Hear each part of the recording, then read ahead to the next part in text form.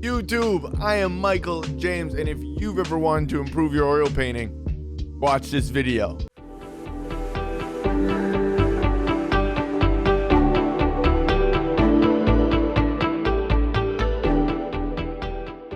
All right, welcome to Michael James Fine Art. If you are new to this channel, I am Michael James, a freelance fine artist creating to spread positivity and good vibes. We have a very fun oil painting for you today. It's a time-lapse piece. It was created live on stream.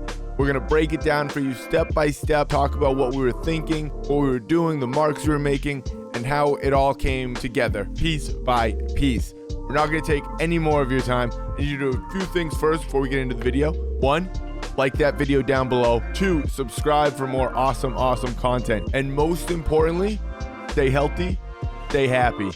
Much love, gang. Let's get it. Yes, finally an oil painting. We are very excited to get into this oil painting time lapse.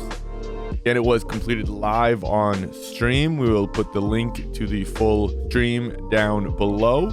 Let's get right into our thoughts and what we're doing with our oil painting here.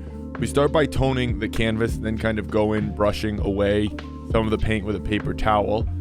Just to get a quick gesture, a couple marks, remove some of the mineral spirits that are on the panel. Go right in with a nice flat brush and do a little bit of drawing, a little more drawing on this piece because we kind of were going in with a lost and found line work. We begin blocking out the figure, making sure our proportions and angles are correct. We then continue going through with close to our skin tone. It's somewhere around where it's going to be. It's not exact. It's a middle value, but it is close. So we're just going for a general sense of the figure and form right now. We start going in with the drapery to continue being able to accurately see our proportions and angles. Once we have enough on the canvas that we can see, we start going in with our nice darks and really begin shaping the figure. With oil painting, you want to work dark to light. Other than that middle tone that I put down, you really want to focus dark to light as it's just an easier progression. Transparency wise, whites won't go over as well. They still can, but sometimes you have to scrape away some of the paint. Continuing to just shape up the form here using dark edges and dark shapes.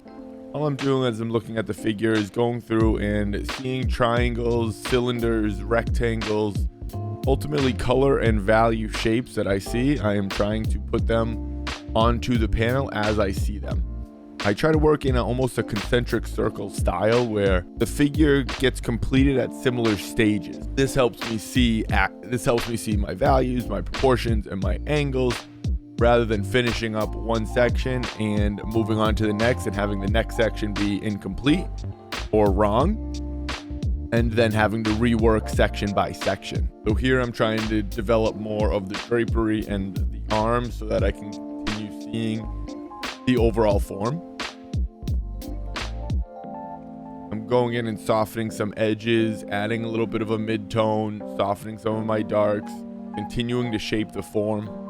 With oil paint, it's very important to get paint on the canvas or panel so that you can then move it around with a dry brush or a clean brush. A common mistake early on is not putting enough paint on the panel, and it makes it more difficult. If you put too much paint down, you can always remove it, scrape it, use a paper towel to pick some of it up. If you don't have enough paint on the canvas, it's going to be difficult to continue towards your final steps and complete the painting. You'll have a hard time seeing colors accurately. I'm constantly checking angles and my proportions, checking shapes individually and as a whole. So there's small triangle shapes, rectangle shapes, and I just continue softening edges and forming these shapes, whether that be with new paint or a dry brush and pushing paint around. So I go into the face here and begin resolving the face with some simple shapes, simple shadows, and dark values. As I said, I want the whole piece to continue feeling consistent. So as I work around from the legs to the torso to the shoulders to the hand, I want to make sure I'm continuing that face and all the way up through the raised arm as well. You don't want to leave that so that the head gets too small or too large. Need your darkest dark and your lightest light so that you can see all your colors and your values and be able to complete the piece. Without your darkest dark, you will bounce back and forth, making areas darker and lighter as you continue sneaking up on the darkest dark, it is very important to put that dark color or that dark value in, as well as be aware of your lightest light value and get those in early so that you can gauge the remainder of the painting. I begin enjoying the lost and found style of this piece, where the figure appears and then almost disappears in certain parts. Edges begin being lost and found. It just really makes the piece more exciting and more interesting, in my opinion. And when I'm creating with art, that's kind of what we're going for. The impressionistic realism is very much what we're doing. So again, when we are working representationally, we are very much aiming for a painterly style. So we want the brush work, brush marks, the gesture, the figure, all of that vibrancy and just all those interesting marks are very important in the whole form. We enjoy taking these organic shapes and making them very structured and abstracting other parts of the figure while keeping it very representational. So as I continue just forming out the figure, we are softening edges, adding highlights. Now we're going in with some bright skin tones. So we are adding our lights and trying to get some highlights because we have our darkest dark. Once we have our darkest dark in, we can accurately see our colors all the way to the end of the piece. So we can confidently start putting those in. And again, if they are incorrect, you can always change them, scrape them, or remove them. Continuing all the way down through the figure, you want to make sure you go from head to toe so that you can see the proportion all the way down to the feet. You don't want the calves or the ankles or the wrists or the forearm stretching and just not feeling accurate when the rest of the figure is correct, especially if the torso and chest and head and hips and thighs or legs all come out nice. You don't want it to then stretch and throw the whole piece off towards the end. Fixing up some of the drapery, again adding in some more darks towards the bottom of the figure to carve out and shape the legs accurately again, because I could see that they were a little bit long, so I shortened them up and was able to get that overlapping feel with, again, just some values, some shapes. It's almost just a rectangle a dark rectangle shape next to two lighter shapes on the left leg. Going in, tightening up the rib cage through the stomach and continuing to tap in on the face every now and then. As we said, we want it all to feel consistent. So as we start finishing the ribs and the stomach and the hips, we want to make sure that the chest, the neck, and the head all start feeling complete as well. That's also why we're finishing up the knee and the leg all the way down to the ankle. I also want to remind everybody that I'm streaming Monday through Friday live on this channel. We are creating a lot of fun artwork, so be sure to tune in and check that out. And if you have not, please take a second to like, sub, and comment down below. It greatly helps the channel and goes a long, long way. Let's get back into it.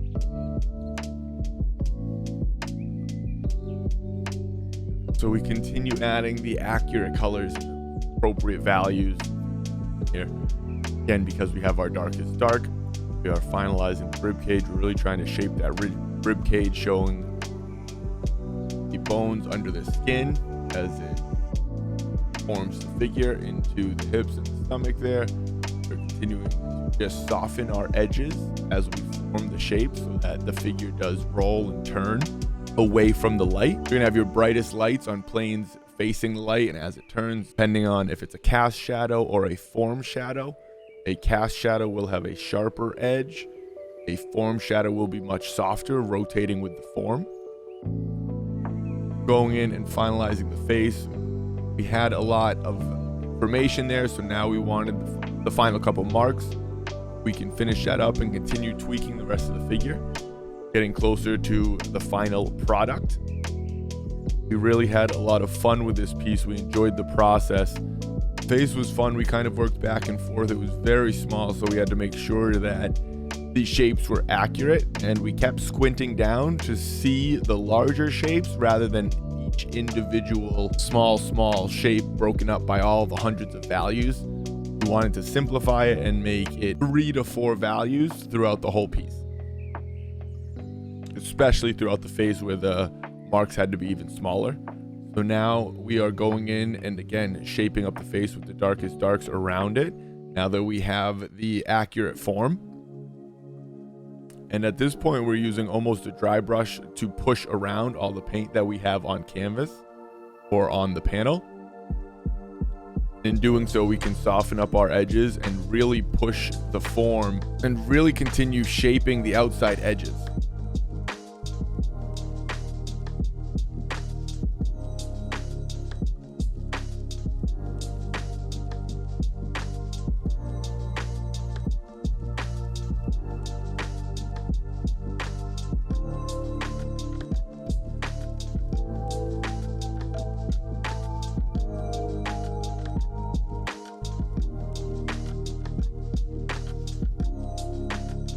Continue putting darks through the background here as we're trying to finish the piece here. We are liking where the figure's at.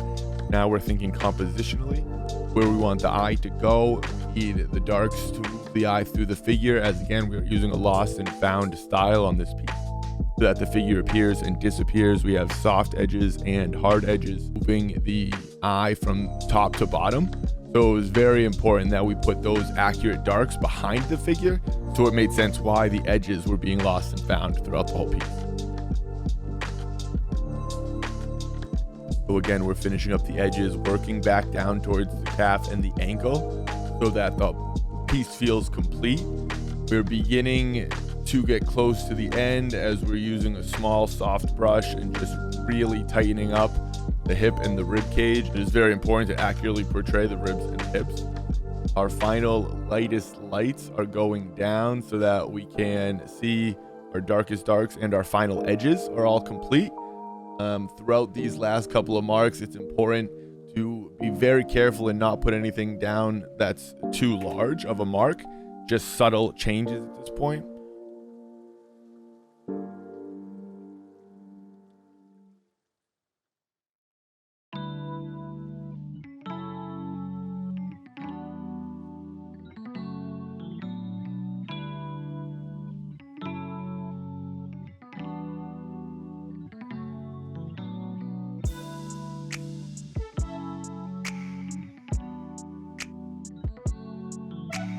We're going to put our signature down. We're very careful, as that is our logo. It's our mark, so make sure it goes down exactly where and how you want it to go. Take a final look around. Make sure you are happy and enjoying the piece. Signing it is not necessarily the last step, as you can sometimes go through and add a couple more highlights, lights and darks, tweak up the final form, perfect the piece. And we are on to the next one. Thank you guys so much for the love. You have made it this far in the video. I truly appreciate the support. Please remember to like and subscribe down below. And above all, stay healthy and stay happy. We'll see you in the next one.